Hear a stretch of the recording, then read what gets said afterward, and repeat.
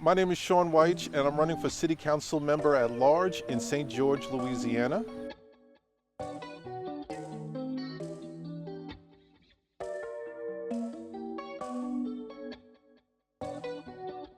I'm from New York. I left when I was 18 to join the Navy. I went to college in Jacksonville University in Florida, and I've been working in the finance and auto industry for the last 22 years.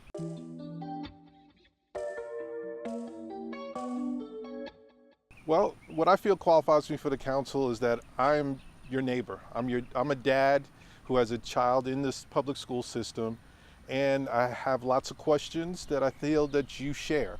And I want to be your voice at the table, asking those tough questions and making government more accessible.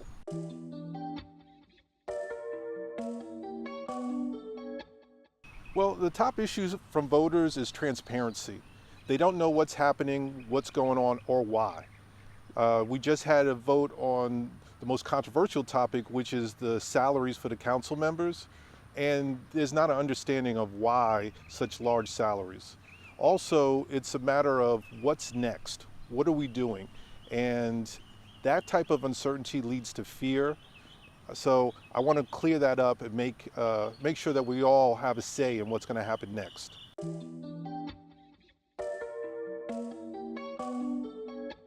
What's inspired me to run were my children. My son graduated from Woodlawn High School and went on to an Ivy League school.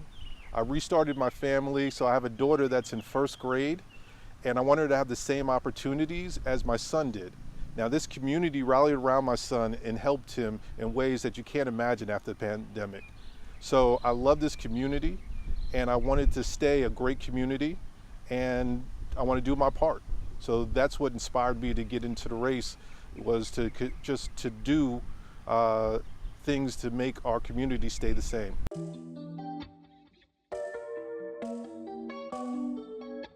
My take on the process so far when it comes to the intergovernmental agreement is I don't like how closed off it's been. There's been no public interaction. They don't list when they're meeting to negotiate.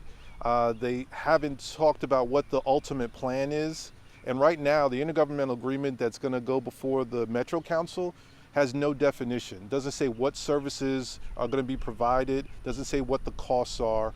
All it says is that they're going to give St. George $2 million a month after a step up, and we have no way of having an autonomy if we're still connected to the parish in a way that is unclear. So I think having some transparency in the process, having some open meetings where people get to kind of explain what they want or what they like that's been working and what's not been working, so that way we can work together. There's a big fear about the shortfall that St. George is going to cause, but since we're buying all our services from the parish, that shortfall may not be as big as the fear is. So the best way for us to be good neighbors and to work together is to know exactly what we're dealing with and deal with it in the light.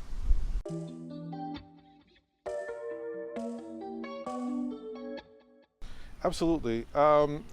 Yeah, there's definitely, it's really about how do we view ourselves? Are we adversaries or are we brothers?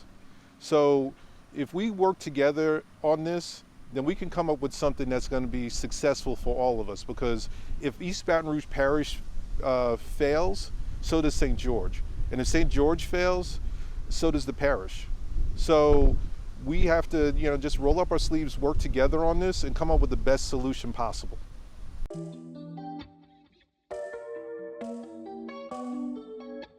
Here's the benefit of moving here in 2020, is that I don't have all the baggage. I wasn't part of the debates, the arguments, the fights that happened beforehand.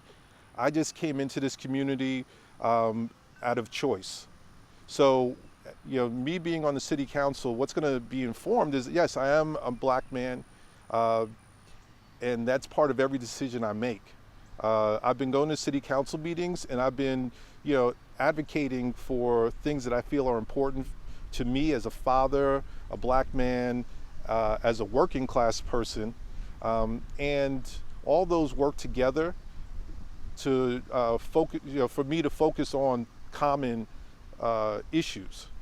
So I'm not going to radically change the city. I'm just going to be able to make it known that there's more than one type of person in this city. The people that were part of the incorporation have to now embrace the people that were either not for it or moved here afterwards. And we pay our taxes, so it's our city also.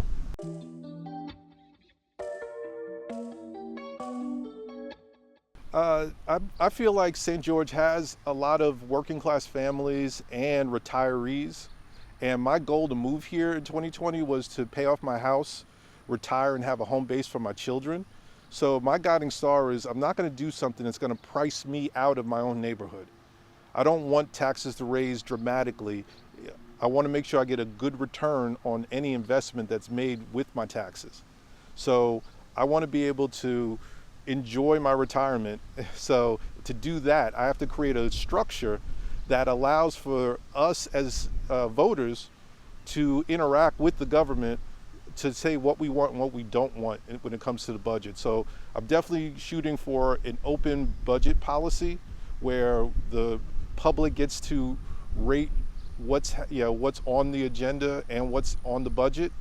And I want to keep taxes as low as possible, or make sure we're getting the most return on our investment when we spend money.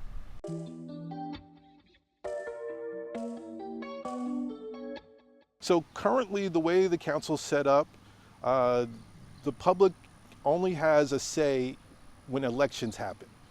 So if the council creates an ordinance or law that you don't like, you just have to wait till election time to replace them. So having an initiative and a referendum is the most important thing to me, because we need to be dynamic. We need to be able to make changes quick enough so that people aren't hurt. So I want the voters, I want St. George to be civically engaged and able to make changes to what's happening in their own government in a faster way than it takes to wait 4 years to vote a new person in that may or may not do what you need them to do.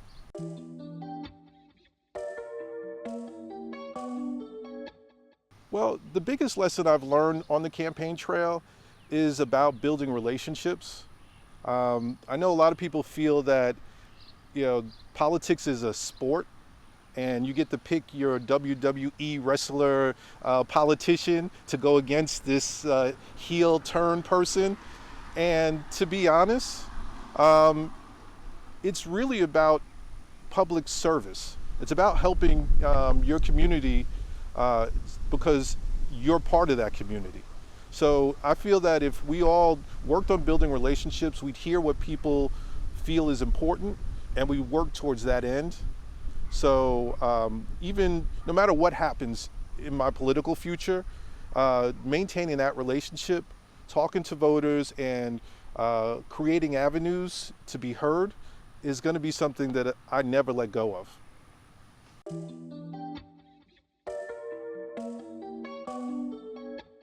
Well, it just feeds into my platform as it is right now. It's transparency.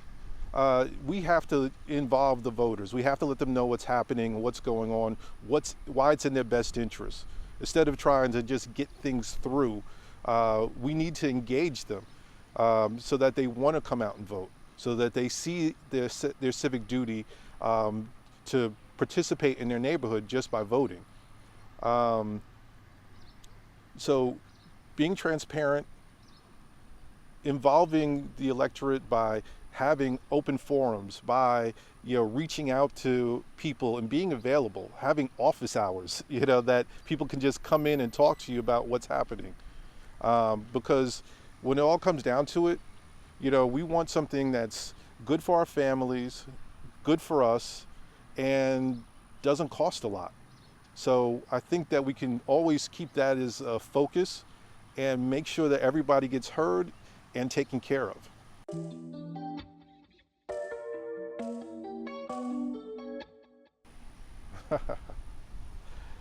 The difference between a Democrat and a Republican.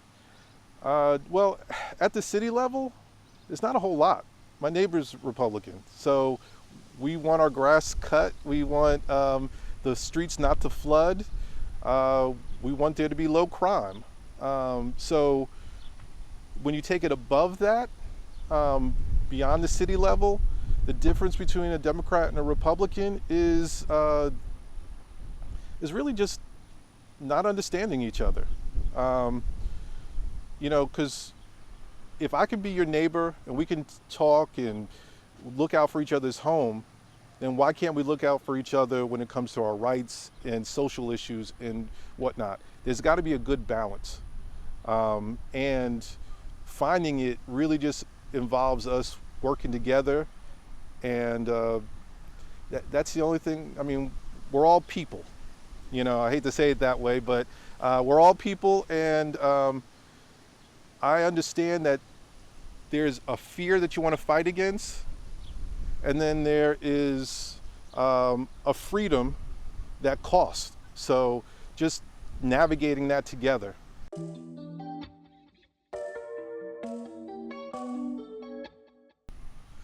Well, they look at that report and see that we are definitely a grassroots organization. I have a ton of friends, family, and neighbors that are supporting me at what they can. And I really think that it shows that, what I need is the support of the community. And by them giving what they can when they can, shows that we all do our part. And right now, my part is to represent in the community and at the city council. And their part might be, knocking on a door for me, making a phone call, posting on social media. So we all have a part to play in it. And my money is really your money. And it's what your intentions are, which is that, I look out for you and you look out for me.